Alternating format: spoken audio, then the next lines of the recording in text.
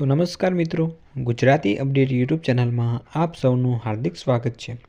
તો મિત્રો, Rajkot market yard પાસેના ખેતલાઆપા મંદિરમાં ગેરકાયદેસર રખાયેલા 52 સાપને વન વિભાગની ટીમે શોધી કાઢ્યા હતા।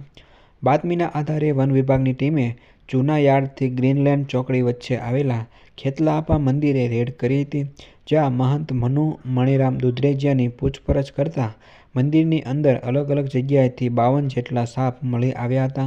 તમામ સાપ જીવતા હોવાથી ભારતીય વન્ય પ્રાણી સંરક્ષણ ધારા હેઠળ મહંત વિરુદ્ધ ગુનો નોંધીને ધરપકડ કરવામાં આવી હતી। મહંત મનુ મણિરામ દુધરેજિયાએ સોશિયલ મીડિયા પર નાગનું ઘર અને નાગનું મંદિર તેમજ 100થી વધારે સાપનો આવાસ સહિતના અલગ અલગ વિડીયો બનાવી વાયરલ કર્યા હતા।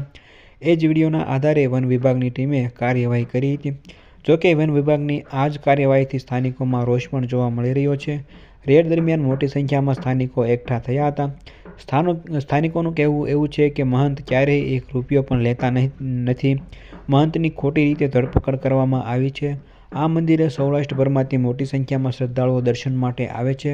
તો વન વિભાગના ડીસીએફએ માહિતી આપી કે આગામી દિવસોમાં આવા પ્રાણીઓ રાખતા મંદિરોમાં તપાસ કરવામાં આવશે।